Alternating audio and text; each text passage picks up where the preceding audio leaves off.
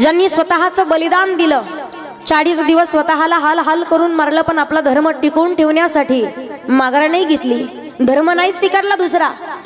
आपला धर्म टिकवून ठेवण्यासाठी 40 दिवस ज्यांनी त्रास सहन केलाय आणि स्वराज्य स्थापन केलेलं आहे, याच्या पाठीमागे, स्वराज्य स्थापनेच्या पाठीमागे महाराष्ट्राचे राजे छत्रपती शिवाजी महाराज आणि धर्मवीर छत्रपती संभाजी महाराज यांचे खूप मोठे उपकार आहेत, त्यांचं बलिदान आहे।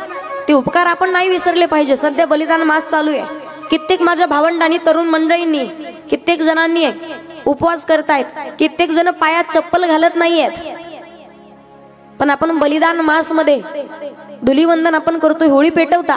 पण काही काही लोकांची पद्धती, तरुण मंडळी शोकांतिका वाटते। होळी पेटवत असताना गावातली एखादी जर बाई दिसली, एखादी स्त्री दिसली, एखादा धोतरावरती असलेला एखादा पुरुष दिसला, किंवा एखादी तरुण मुलगी दिसली ना, जे नशा करणारी मुलं आहेत, जे व्यसनाच्या अधीन गेलेले मुलं आहेत, होळीच्या समोर जाऊन होळी पेटवतात, पण शिव्यागाळ करून होळी पेटवतात। पहा, कित्येक ठिकाणी आम्ही पाहिलंय स्वतः।